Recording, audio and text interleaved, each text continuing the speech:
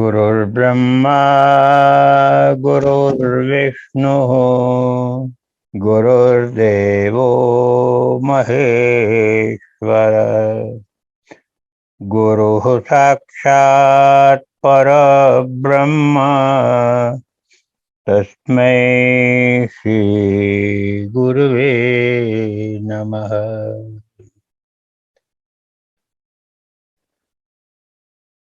ईश्वरो गुरुरात्मेति मूर्तिभेदविभागिने व्योमवद्व्याप्तदेहाय दक्षिणामूर्तये नमः। नीलाम्बुजश्यामलकोमलङ्गम् सीतासमारोपितवामभागम् पाणौ महाकायकचारुचापम् नमामि रामं रघुवंशनाथम्। श्री सद्गुरुदेव भगवान की जय। श्री रामचंद्र भगवान की जय। श्री सद्गुरुदेव की सन्निधि पंचम भाग, जो कि कुमुदीबेन पजवाणी द्वारा गुरुदेव के प्रवचनों में से संकलित है, उसका पठन हो रहा है। आज का विषय कुछ अलग ही है। गुरुदेव कह रहे हैं कि गुरु को क्या समझते हैं आजकल के लोग। इस विषय पर पृष्ठ 341 341 से ये है। गुरुदेव कह रहे कि मैंने देखी हुई एक सत्य घटना कहता हूं। एक बार मैं वृंदावन में था। मैं बाहर भ्रमण को जा ही रहा था कि एक गुरु चेला से परिचय हुआ और उनकी एक विलक्षणता को देखकर मैं 8-10 दिन और वहां ठहर गया। विलक्षणता बड़ी ही जटिल और जुल्मी थी। प्रातः काल में श्री गुरुदेव गुरु महाराज चेला को आज्ञा देते कि पेड़ पर चढ़ जाओ। चेला चढ़ जाता। गुरु महाराज कहते कि अच्छी लंबी डाली तोड़कर नीचे लाओ। चेला बराबर आज्ञा पालन करता। गुरु महाराज कहते कि इस डाली को छीलकर तैयार करो। चेला वैसा करता। गुरु महाराज कहते, तू जानता है ना कि अब इस छोटी से मैं तुझे पीटूंगा। चेला कहता कि जी हाँ भगवान। गुरु महाराज कहते कि तब फिर भी तूने इसको क्यों तैयार कर दी है। चेला कहता, भगवान की आज्ञा। गुरु महाराज कहते, अच्छा ये बात है, तूने आज्ञा पालन किया है। तुम्हारी आज्ञा पालन तो मैं देखूं। जवाब में चेला हाथ जोड़े शांत खड़ा रहता है। गुरु महाराज लकड़ी से पीठ पर पीटने लगते हैं, इतने जोर से कि चेला की पीठ पर निशान देखने में आते हैं। परंतु चेला तो उतना ही शांत और स्थिर। मेरे से देखा नहीं गया। मन ने सोचा कि अब कुछ और दिन ठहरकर इन गुरु चेला को अच्छी प्रकार जानूं, कल क्या होता है देखूं। दूसरे दिन भी यही क्रम और तीसरे चौथे दिन भी यही क्रम। जब उस शाम को गुरु महाराज स्नान को पधारे, तब मैं चेला के पास गया, बात की। मैंने पूछा, ऐसा पीटने का क्रम क्यों रोज किया जा रहा है? उसने जवाब दिया, गुरु महाराज की इच्छा। मैंने पूछा, कब से यह चल रहा है? चेला ने कहा, बहुत साल से। मैं अत्यंत चकित स्तब्ध हो गया। पिटाई का यह क्रम कई साल से नियम पूर्वक चल रहा है, और यह चेला है जो फिर भी उतनी स्थिरता से सेवा में दत्तचित्त है, आज्ञा पालन में उतनी ही तत्परता है। कितना कितना सराहूं उत्तम चेला को। फिर उनके गुरुदेव से संपर्क व सत्संग से मुझे संतोष हुआ, मेरा मन शांत हुआ। गुरु महाराज सत्य में ही पहुंचे हुए थे। ऐसे उटपटांग तरीके से पात्रता शिष्य की संवारते थे। इस प्रकार के शारीरिकता के द्वारा पात्रता की वृद्धि का मार्ग कई गुरु महाराज पहले अपनाते थे। मुझे प्रातस्मरणीय महर्षि दयानंद सरस्वती का जीवन चरित्र याद आ गया, जो पढ़ा था एक बार। उनके गुरु जो थे वो उनको वेद वेदांत की शिक्षा देते थे और पाठ सुनाना पड़ता था। दयाराम सरस्वती जी ने आर्य समाज की स्थापना करी थी, आपको सबको याद आ जाएगा। गुरु महाराज अंध थे, आंखें नहीं थी, और बहुत पीटते थे लकड़ी से। और तब दयानंद सरस्वती जी कहते थे, महाराज जी मेरा शरीर तो बहुत मजबूत है, आपका हाथ कोमल है, आपको चोट लगती होगी। वे उनकी सेवा करते रहते थे। महाराजा दिलीप को भी, जो रघुवंश में हुए, गुरु महाराज ने आज्ञा दी थी कि इन 100 गाय के साथ जंगल में रहो, और इनकी संख्या 1000 की हो जाए तब मेरे पास आना। धौम्य मुनि की भी ऐसी कथा है, शिष्य को भूखा रखा था। गुरुदेव कह रहे हैं कि लेकिन यह स्थूल तरीका है।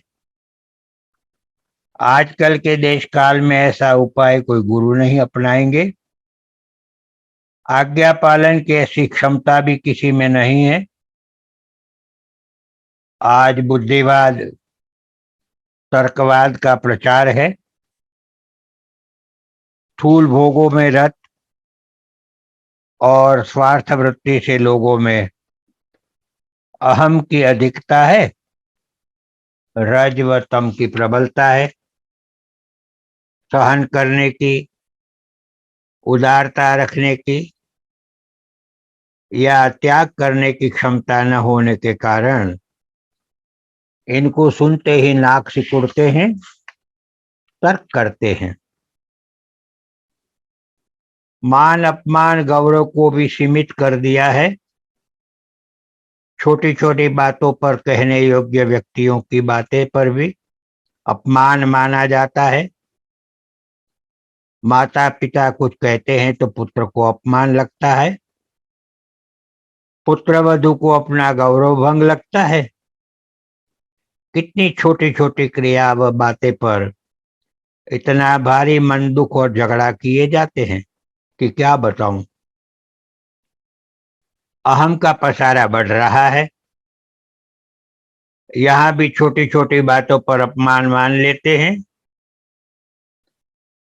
आपने सेवा के बारे में सबके सामने क्यों कहा?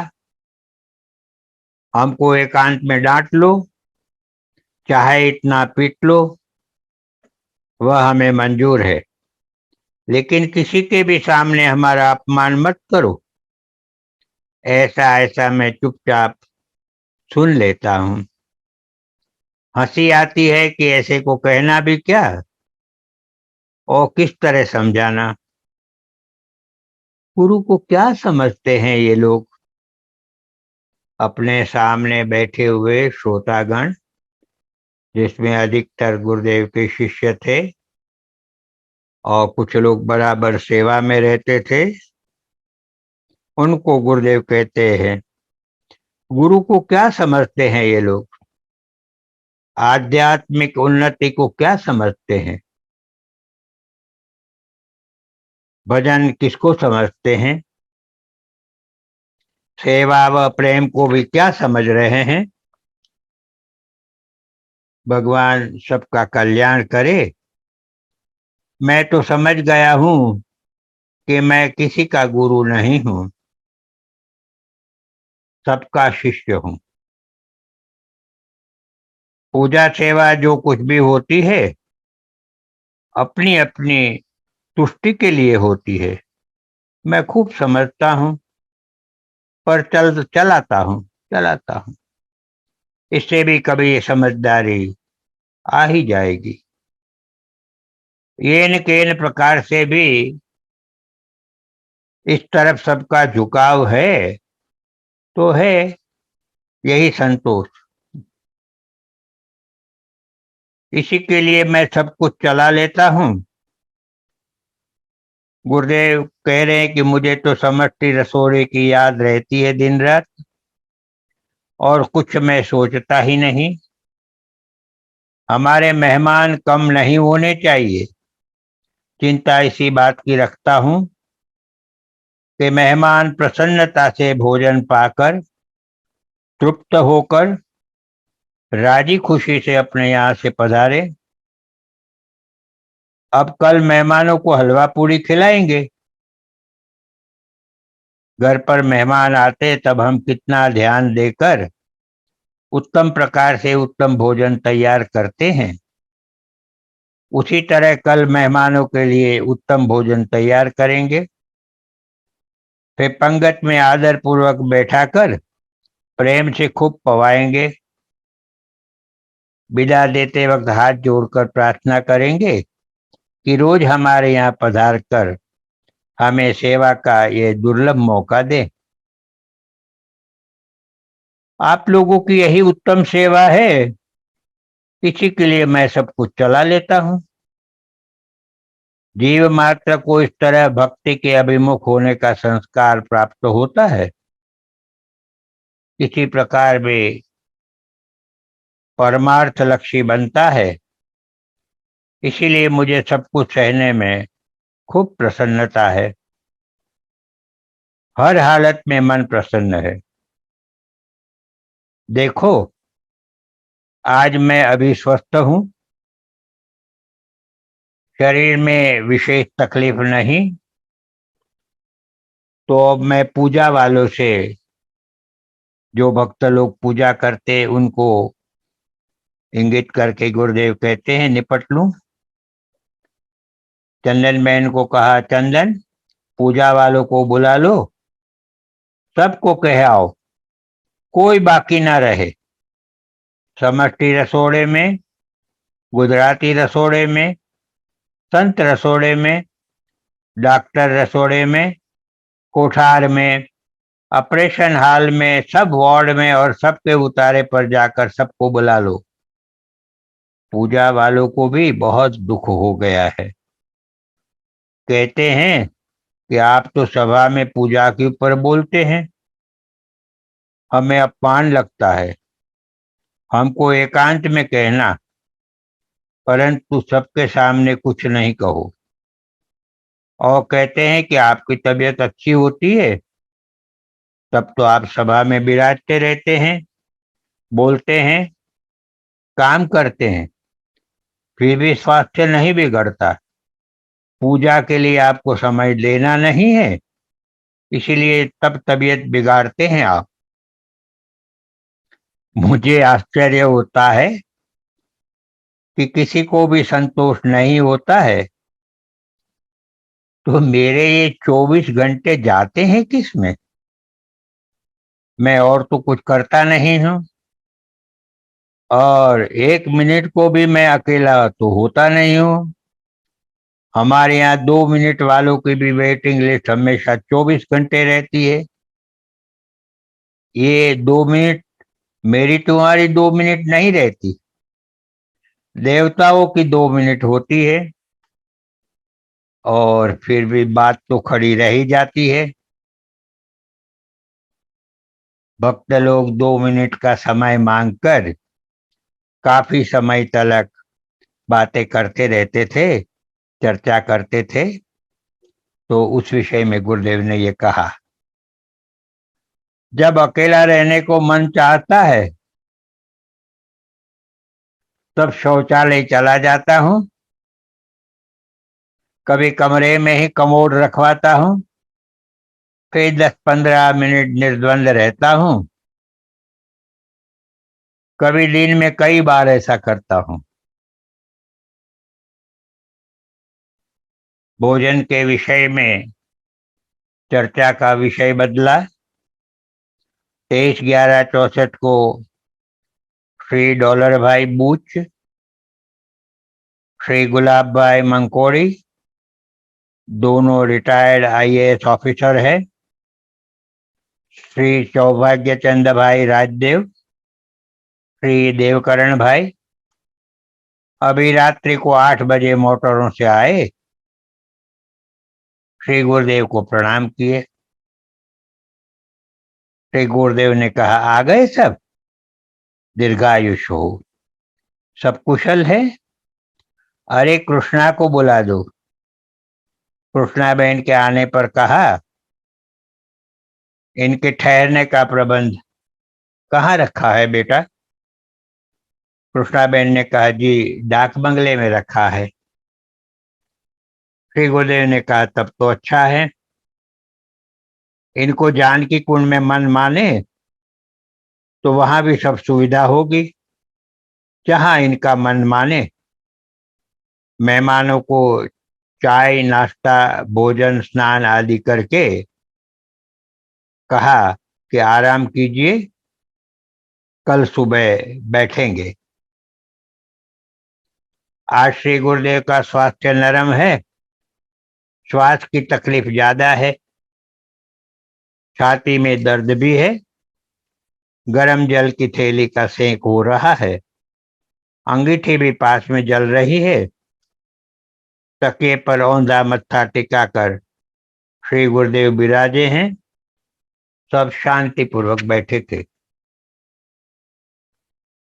श्री गुरुदेव ने कहा, हरि भाई। तो हरि भाई उठकर श्री गुरुदेव के पास गए, श्री गुरुदेव की पीठ पर हाथ फिराने लगे।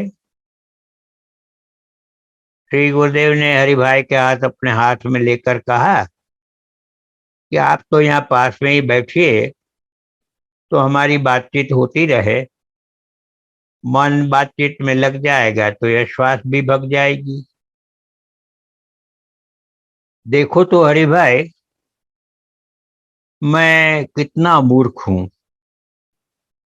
जानता हूं कि कफ सर्दी वाले को, माने जिस रोगी को कफ या सर्दी हो गई है, औषध में अनुपान के रूप में भी मधु नहीं लेना चाहिए, कारण कि मधु पचने में भारी होता है और शरीर में पांचों तत्वों की घटा बढ़ी करके मधु रस के प्रधान तत्व जो पृथ्वी और जल है उनको बढ़ा देते हैं, और इनके बढ़ने से कफ दोष होता है। कफ दोष में इनकी दो तत्व की प्रधानता होती है, इसलिए मधु पदार्थ के ऊपर कटु और अम्ल युक्त पदार्थ देकर कफ दोष का शमन कराया जाता है। परंतु मैंने आज पाक भी पाया और हलवा भी। अब श्वास हुई तो आश्चर्य क्या। हाँ, और आलू बड़े भी पाए हैं।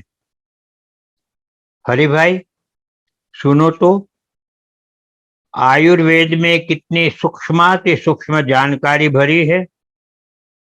सृष्टि में सभी कुछ की रचना में पंच महाभूतों का ज्यादा प्रमाण है।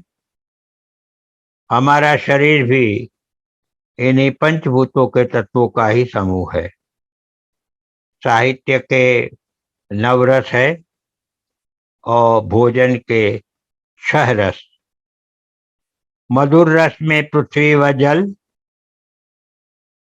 अम्ल रस में पृथ्वी और अग्नि, लवण रस में जल और अग्नि, कटु रस में वायु और अग्नि, तिक्त रस में यानी तीखे रस में वायु और आकाश की, और कषाय रस में आकाश व पृथ्वी की प्रधानता होती है।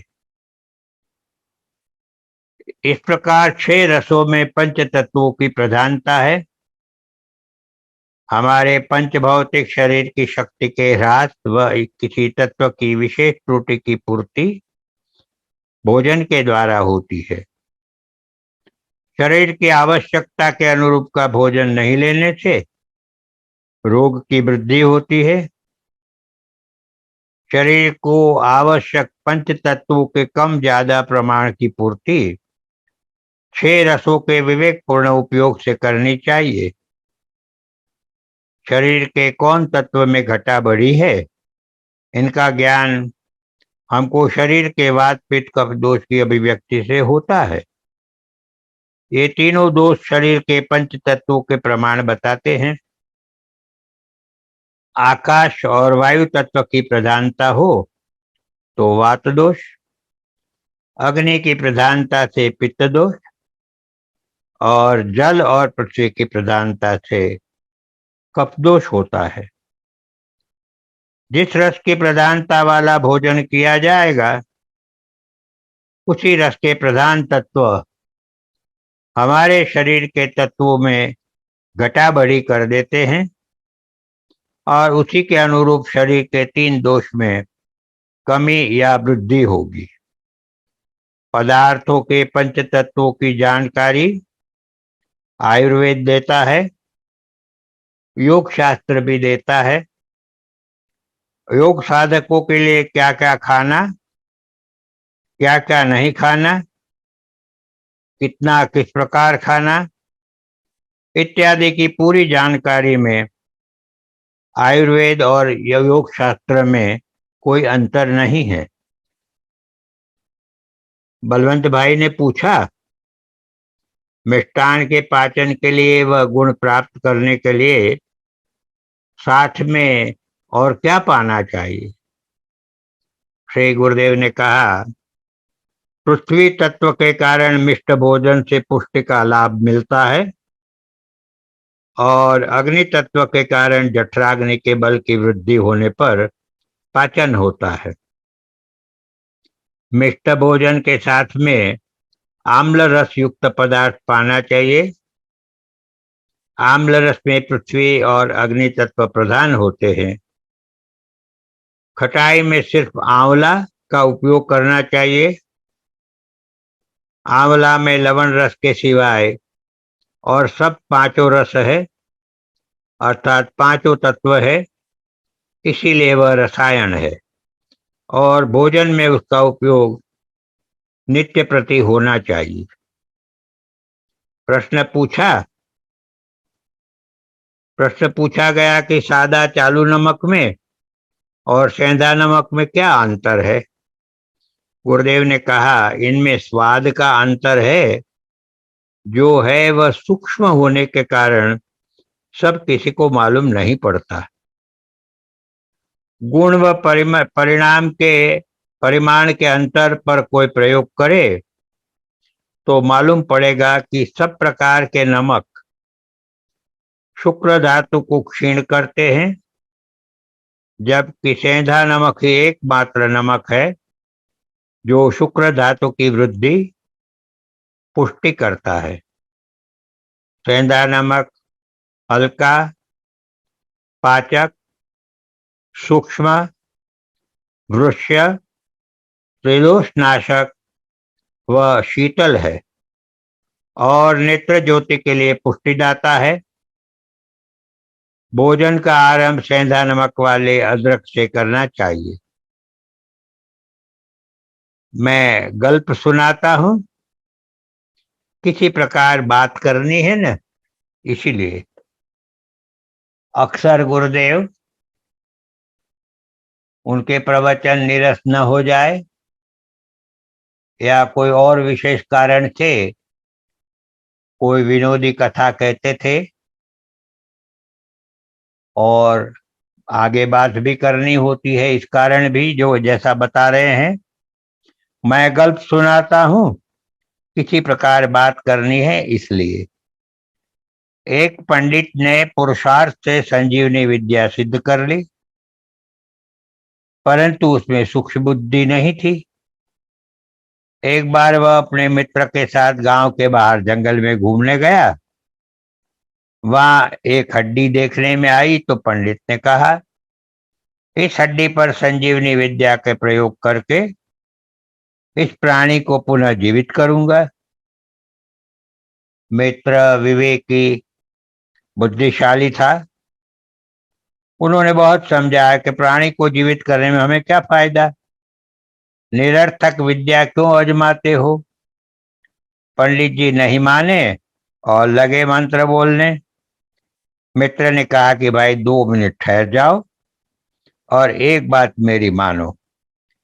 मेरे हाथ में जल का लोटा है, उस जल को तुम्हारे मंत्र से मंत्रित कर दो पहले, फिर मुझे लोटा के साथ वह ऊंचे पेड़ पर चढ़ जाने दो। पंडित जी को अपनी विद्या सिद्धि दिखाने का खूब आवेश था। लोटे का जल मंत्रित कर दिया। मित्र पेड़ पर चढ़ गया और पंडित जी ने हड्डी को मंत्रित किया। फौरन उसमें से वाघ जीवित हो गया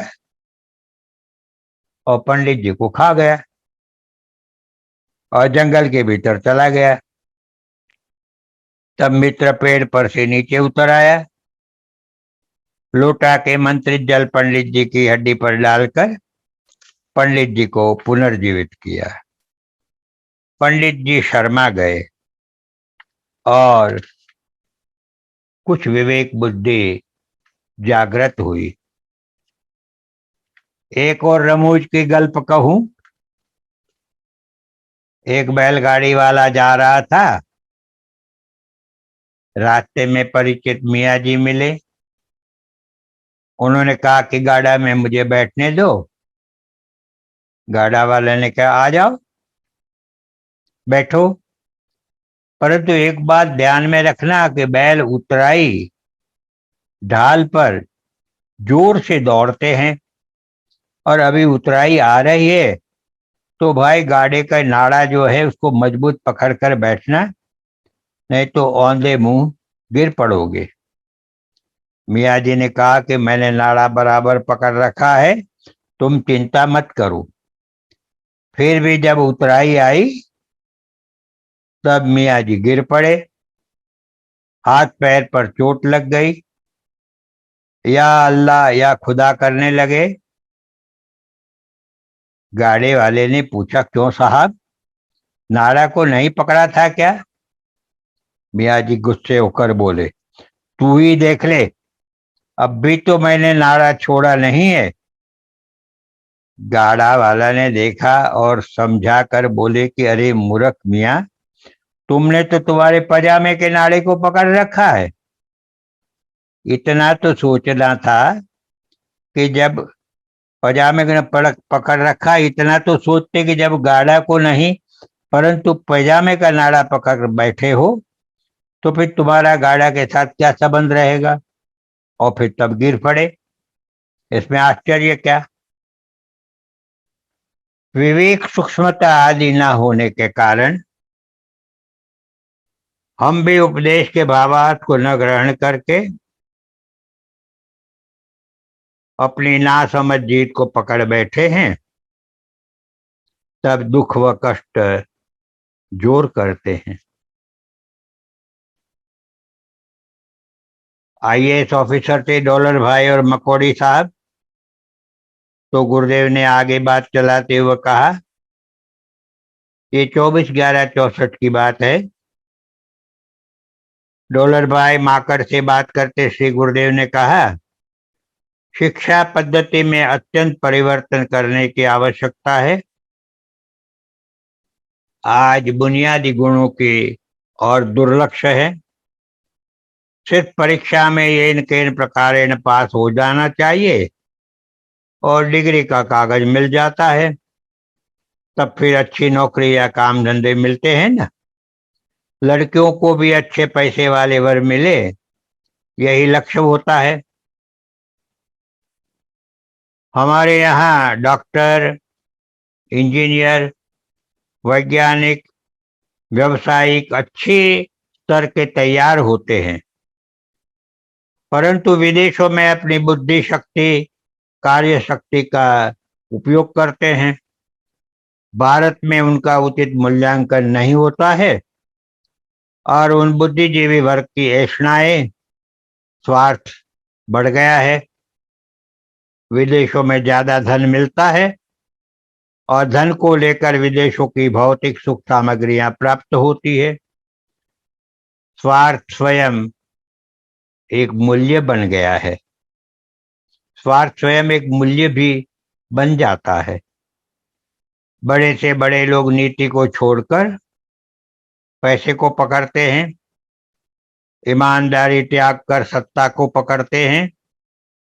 न्याय, नीति, देश प्रेम, राष्ट्र के लिए त्याग भावना उतने नहीं रहे जितने आजादी के पहले थे। महाजनों ने न्याय, नीति, राष्ट्रहित आदि का अवमूल्यन कर डाला है। अब महाजन समाज उनका न्याय, नीति आदि का मूल्य आदर नहीं करता, तो विद्यार्थी युवा वर्ग में भी उनके प्रति श्रद्धा न रहना स्वाभाविक ही तो है। विद्यार्थी विद्यार्थिनियों के आचार विचार और चारित्र शुद्धि, नीति और विवेक ज्ञान की ओर कुछ ध्यान नहीं है। ऐसी शिक्षण प्रणाली पोली है। इसमें समाज के राजनीतिज्ञों का दोष भी है। जब आचार विचार, नीति, चारित्र शुद्धि आदि शिक्षा की बुनियाद में नहीं है, तो ऐसी शिक्षा प्रणाली समाज कल्याण कैसे कर पाएगी? कल्याण न करे यह तो ठीक, अपितु समाज में ज्यादा विकृतियों का प्रचार करने वाली हो गई है। अनुशासन, शिस्त, आज्ञा पालन, विवेक, सुविचार आदि का कोई मूल्य सिखाया नहीं जावे, तो समाज में ज्यादा वर्ग विग्रह, हिंसा, अशिस्त, स्वार्थ पूर्ति व अहितों की श्रृंखला फैलेगी। ऐसे वातावरण में माता पिता और परिवारजनों का उत्तरदायित्व तो बहुत बढ़ गया है, परंतु ये लोगों का भी इस बात की ओर लक्ष्य नहीं। बस संतान स्कूल में पढ़ रहे हैं, इतना ही काफी है उनके लिए। सही प्रशिक्षण देने वाली पाठशाला समाज है। सामाजिक और राजनैतिक व्यवस्था का भी फर्ज है कि न्याय, नीति आदि के मूल्यों को प्रस्थापित करें, रक्षा करें। जब चारों ओर मूल्यों का खंडन होता रहेगा, तो शिक्षा प्राप्त करके तैयार किया गया विद्यार्थी भी उसी प्रवाह में सहज ही आ जाएगा और विकसित बुद्धि शक्ति का उपयोग करके मूल्यों का खंडन और ज्यादा करेगा, ज्यादा चातुर्य से करेगा और इस तरह सामाजिक व्यवस्था में और भी ज्यादा नीति भ्रष्टता फैलेगी। व्यक्ति की सुख शक्तियां विकसित होती है सही शिक्षा में। उसका विकास समाज में अपने सही उत्तरदायित्व निभाने में सही ढंग से कामयाब करता है, उसको यशस्वी बनाता है। उसका राष्ट्र के विकास में सही हिस्सा रहता है। नैतिकता की शिक्षा समाज में पनपती है। सही विद्या पार उतारने वाली होती है। नैतिक मूल्यों की समझदारी देती है और वही नैतिक बल तारने वाला है। इस दुनिया में और कोई बल में पार करने का सामर्थ्य नहीं है। नैतिक मूल्यों की समझदारी और आचरण निष्ठा प्रगति में बाधक नहीं, अपितु अलौकिक बल देने वाले हैं। उसी बल के आधार पर मनुष्य मुक्त हो सकता है। निम्न प्रकार की स्थूल भौतिक व लौकिक वासनाओं के फंदों में से मुक्त होता है, कारण कि उसकी समझदारी विकसित हो जाती है। तभी वो उन क्षुद्र तुच्छ वासनाओं की फिकास महसूस सहज होती है, उसमें अरुचि अप्रियता होती है। तो सत्य ज्ञान, सच्ची विद्या हमेशा उच्च ले जाती है, मुक्ति का अनुभव प्राप्त करा देती है। सा विद्या या विमुक्त शरीर निरोगी व सबल हो, बुद्धि को अनुकरण प्रियता से मुक्त करे, मौलिक विचारों की क्षमता वाली करे। सा विद्या फिर इसके परिणाम के सुंदर फल प्रत्यक्ष दिखाई पड़ते ही है। सर्व प्रकार की दासता से विद्या प्राप्त मनुष्य मुक्त होता है। उसको अपने हाथ पैरों से काम करने में लज्जा महसूस नहीं होगी। लोभ, लालच, भय, क्षुद्र स्वार्थ की वासनाओं को वह पहचानेगा और इनसे अपने को दूर रखेगा। इतना मनोबल उसको सहज प्राप्त रहेगा, क्यों कि वह कुवासनाओं को पहचानता है। उसकी ऊंचे दर्जे की रसवृत्ति होगी, जो वासना विलासिता से सर्वथा मुक्त होगी। उसकी सामर्थ्य दिन दिन पर बढ़ती रहेगी, क्योंकि सामर्थ्य का ह्रास करने वाला मद से वह सर्वथा मुक्त रह सकेगा। इस प्रकार सर्व प्रकार के बंधनों से मुक्त करे वही विद्या। गीता जी के 5वें अध्याय के 15वें श्लोक में भी बताया है, अज्ञानेन आवृतम ज्ञानम तेन मुह्यन्ति जन्तवः। जीवों का विवेक ज्ञान अज्ञान से ढका हुआ है, इससे मुक्त करे वही विद्या। नीति, प्रामाणिकता, सत्य, त्याग, उदारता, परहित की भावनाओं का उद्भव, उनका संवर्धन व उनका ठोस आचरण निर्माण करे, जन समूह में प्रत्यक्ष कर दे वही विद्या। शिक्षा प्रणाली में परम तत्व संबंधी शिक्षण शामिल करो। वेद उपनिषदों की कथाएं, सिद्धांत तत्व की कथाएं पढ़ाना सत्वर शुरू करना चाहिए। शिक्षा का विस्तार शहरों में न होना चाहिए, गांव में होना चाहिए। शहरी क्षेत्र से 80, 100 या 150 मील के अंतर पर होवे। परिणाम में उस शिक्षा केंद्र के कई क्षेत्रों में विकास होगा। गांव के देहाती अनपढ़ लोग में शिक्षा फैलेगी, शहरों की समस्या उतनी कम होगी। शिक्षा केंद्र के विस्तार में सुविधाएं पहुंचेगी तो अनायास देहातों को भी सुविधाएं उपलब्ध हो जाएगी। प्राकृतिक वातावरण हो, जलवायु स्वास्थ्यवर्धक हो, ऐसे गांव में शिक्षा केंद्र होना चाहिए। शिक्षा क्रम में व्यवसायिक शिक्षा क्रम का प्राधान्य हो। कला, वाणिज्य, विज्ञान की और विद्यार्थियों को हाई स्कूल के शिक्षा क्रम में ही रस रुचि जागृत हो जाए, ऐसा शिक्षा का ढांचा होना चाहिए। उद्योग धंधा की जानकारी, तकनीकी उद्योग धंधों की जानकारी, तकनीकी कामों की जानकारी आदि हाई स्कूल में प्राप्त होनी चाहिए।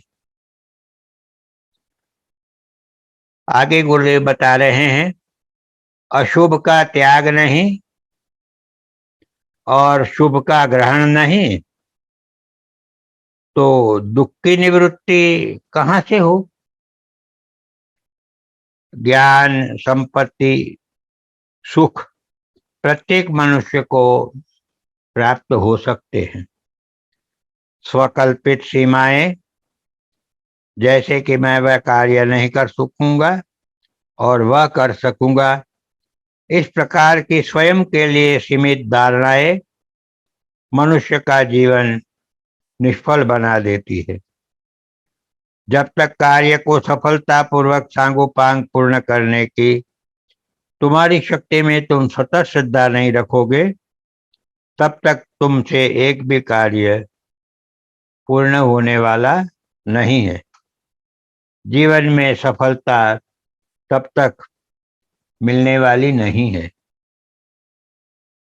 मनुष्य शरीर, मनुष्य शरीर, मन और आत्मा, ये तीनों के संयोग का सर्जन है। मनुष्य शरीर, मन और आत्मा, ये तीनों के संयोग का सर्जन है। इन तीनों के अवलंबन पर मनुष्य जीवन है। इनमें से एक में त्रुटि होती है तब मनुष्य जीवन में निष्फलता व्यक्त होती है। इनमें मुख्य आधार मन का होता है। जीवन में दुख अथवा सुख जो भी प्राप्त होगा, उसी के अनुकूल शारीरिक, मानसिक व आत्मिक स्थिति होती है। मन के अनुकूल विचार और विचार के अनुकूल क्रिया और क्रिया के अनुकूल परिणाम मनुष्य भोगता है। संस्कारों की श्रृंखला इस प्रकार कार्य कराती है और नए नए संस्कारों को डालती रहती है। इस प्रकार तुम वर्तमान में सुखी हो या दुखी हो, इसके लिए कोई और नहीं परंतु तुम स्वयं ही जिम्मेवार हो। आज का तुम्हारा सुख या दुख तुम्हारी ही क्रिया के द्वारा उत्पन्न किया गया फल है। आज यदि दुखपूर्ण स्थिति है तो उसका त्याग करना भी तुम्हारे ही हाथ में है, अर्थात अशुभ विचार व क्रियाओं का त्याग करके शुभ विचार व शुभ क्रिया करना प्रारंभ कर दो। जब किसी कार्य में निष्फलता या अपयश मिलते हैं, तब विचारवान प्रथम तो अपने पुरुषार्थ, कार्यशैली पर अथवा अंतस्थ भावना के पर सूक्ष्म निगाह से पुनः पुनः देखता है, खूब कड़काई व पूर्ण सच्चाई के साथ। इसी को मैं अंतरंग दृष्टि कहता हूं। ऐसी अंतरंग दृष्टि से विचारवान स्वयं अपनी निष्फलता का कारण ढूंढता है और ढूंढने पर सुधारने का प्रयत्न करता है। देखो, पुरुषार्थ के सामने कोई कार्य असाध्य नहीं है। तुम चाहोगे तो तुम्हारे विचार में व क्रिया में बराबर परिवर्तन कर पाओगे, इसमें कोई संदेह नहीं। मनुष्य अपनी मानसिक व शारीरिक शक्तियों का संयोग करके जो क्रिया करता है, उसमें वह जरूर सफल होता ही है। एक साधारण अनुभव को ही याद करो।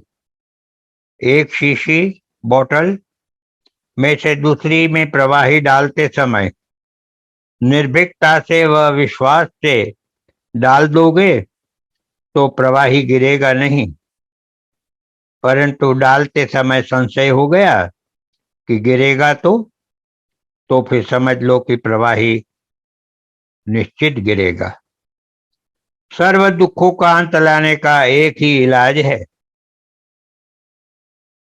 सर्व दुखों का अंत लाने का एक ही इलाज है। जो जाना है उसको आचरण में लाना। तुम बराबर जानते हो कि अशुभ क्या है शुभ क्या है और जानते हुए भी अशुभ का त्याग नहीं और शुभ का ग्रहण नहीं, तो दुख की निवृत्ति होवे कहाँ से। मन को शुद्ध करो तो सब श्रृंखला टूट जाए। मिट्टी वाला पानी को भी थोड़ी देर हिलाए बिना रखने से मिट्टी नीचे बैठ जाती है और स्वच्छ जल प्राप्त होता है। इस स्वच्छ जल को भी पुनः थोड़ी देर हिलाए बिना रखने से बिल्कुल निर्मल जल मिलता है। इसी तरह मन को निर्मल करने के लिए एक ध्येय में स्थिर करने का अभ्यास करना। ध्येय के विपरीत अशुभ व खोटे विचार को मन में आने ही नहीं देना। इसके लिए हमेशा सोचना कि जिस विचार से हमें लाभ नहीं अपितु हानि होने का ही संभव है, इसलिए ऐसे विचार उठने ही नहीं देना है। इस प्रकार मन विपरीत विचार के त्याग और शुभ विचारों की पुष्टि करना सीखता है। इस अभ्यास से मन निर्बल भी होता है और स्थिर भी होता है। इससे मन के ऊपर तुम्हारा आधिपत्य भी हो जाता है। जैसा तुम चाहोगे वैसा ही आचरण तुम्हें सहज साध्य हो जाएगा। उन्नत विचार व भावनाएं ये दोनों सहज वृत्ति रूप न हो जाए तब तक इनका सही लाभ अर्थात इनकी फल रूपा आनंदानुभूति चित्त को होना असंभव है। सहज वृत्ति होने पर जीवन ठोस होता है, तब तक नहीं। गुरुदेव की एक विशेषता थी, अंतर्यामी थे, सर्वज्ञ थे, सामने बैठे हुए श्रोताओं के भाव या प्रश्न जान जाते थे। उनके जो भी विचार होते थे उनको भी जान लेते थे और उनका सबका शमन करने के लिए अचानक अपने प्रवचन में दूसरी चीज मिला लेते थे। उसके द्वारा उसको शिक्षा भी देते थे। तन के आरोग्य के ऊपर गुरुदेव बता रहे हैं। 25/11/64 को श्री गुरुदेव ने कहा, तन का आरोग्य मनुष्य जीवन में प्रथम आवश्यक सुख है। मनुष्य को चाहिए कि शरीर को निरोगी रखे। निरोगी काया यह प्रथम सुख है। कितनी ही संपत्ति होगी, नौकर या स्त्री, पुत्र, परिवार, सेवा शुश्रूषा करने वाले खड़े पैरों पर तैयार हो, करते भी हो, फिर भी शरीर में रोग होने पर सुख नहीं लगता है। निरोगी शरीर से धन व जन की सेवा शुश्रूषा से सुख होता है। रोग आ जाने पर जितना प्रयत्न परिश्रम उसे निकालने के लिए किया जाता है, उतना प्रयत्न परिश्रम व चिंता रोग न आवे उसके लिए की होती तो आज तुम इतने परवश अस्वस्थ नहीं होते। आते रोग और उगते शत्रु को फौरन हटाना चाहिए, मिटा देना चाहिए। मनुष्य का यह भी मुख्य कर्तव्य है कि अपने शरीर के आरोग्य की संभाल रखे और चिंता के सहित रक्षा करें। परिवार के लोगों के आरोग्य की भी संभाल रखे और चिंता पूर्वक रक्षा करें। आरोग्य के लिए शुद्ध हवा, पानी व आहार अनिवार्य है। इन तीनों का यथार्थ उपयोग कुदरत के नियमों के अनुकूल किया जाता है तो कोई भी मनुष्य कदाचित ही बीमार होता है। बीमारी से सिद्ध होता है कि कुदरत के नियमों का भंग किया है। असंयम से रोग होते हैं। नियम पूर्वक आहार लेना, शुद्ध जल पीना, शुद्ध हवा लेना आरोग्य की ये 3 प्रथम मुख्य अनिवार्य आवश्यकताएं हैं। अनियमित आहार लेना, मात्रा से ज्यादा अथवा कम खाना, चाहे वैसा जल पीना, गंदे स्थान या अशुद्ध स्थान में रहना और उचित व्यायाम नहीं करना। इतनी बातें प्रारंभ में रोग उत्पन्न करने में कारण है। जीव मात्र का आधार आहार पर है। मनुष्य का आधार अन्न है। शरीर की पुष्टि वृद्धि करने में अन्न के जैसा दूसरा कोई पदार्थ नहीं है। भीतरी उष्णता अन्न से ही उत्पन्न होती है। शरीर के अलग अलग अवयव क्षण क्षण पर वृद्धि होते रहते हैं। तब और फिर 40-50 साल के बाद यही अवयव क्षण क्षण पर जीर्ण होते रहते हैं। उसके सूक्ष्माति सूक्ष्म अणुओं का नाश होता रहता है। तब उन अणुओं की जगह पर नूतन तंदुरुस्त अणुओं की उत्पत्ति और स्थिति होती रहती है। यह क्रिया अन्न के पोषक द्रव्य से ही संपन्न होती रहती है। शरीर बल, बुद्धि व सामर्थ्य का आधार अन्न ही है। अन्नमय प्राण इसीलिए है। पाचन होवे उतना ही और वैसा ही आहार लेना, उचित ढंग से चबाकर खाना, जल्दी जल्दी से पेट में उतारना नहीं, ढकेल नहीं देना, चबाकर रस पैदा करते हुए खाना। हर एक मानव शरीर की जठराग्नि के प्रमाण का विचार किया है। स्पष्ट कहा है। जठर के 2 भाग को घन पदार्थों के भोजन से भरना, एक भाग प्रवाही पदार्थों से भरना और बाकी रहा चौथा भाग खाली रखना। तात्पर्य कि भोजन की रुचि के अनुसार 3 भाग का भोजन करना, परंतु एक भाग भूखा रहना, पूरा पेट भर के नहीं खाना, चौथा हिस्सा खाली छोड़ना। खाली छोड़ोगे तो वहां भोजन की पाचन क्रिया के अंतर्गत जो कफ वात पित्त दोषों के रस बनते हैं वे सरलता से खाली जगह में संचार कर पाएंगे। तो अपचन, गैस, जलन, खटाई आदि की तकलीफ न होगी। भोजन की मात्रा अधिक होगी तो ये तकलीफें जरूर पैदा होगी। गीता जी ने इसी बात को युक्त आहार से कहा है। योग में इसी को आहार दृढ़ कहा है। जीने के लिए भोजन, भोजन के लिए जीवन नहीं होना चाहिए। आवश्यक हो इतनी विश्रांति व निद्रा लेना। ज्यादा निद्रा व कम निद्रा दोनों बीमारी पैदा करती है। कुंडलिनी और शरीर स्वास्थ्य का भी गहरा प्रभाव है, संबंध है। परंतु शरीर जो कमजोर होगा और कुंडलिनी शक्ति जागृत हो जाएगी तब मूलाधार पर उसकी पहली चोट लगते ही बीमारी हो जाएगी और आगे कुछ नहीं हो सकेगा। इसीलिए शरीर स्वास्थ्य का ख्याल रखना चाहिए कि कमजोर न हो जाए। साधन, आहार विहार और चेष्टा प्रकृति के विपरीत होते दुख होता है और नहीं तो फिर दुख का नाश।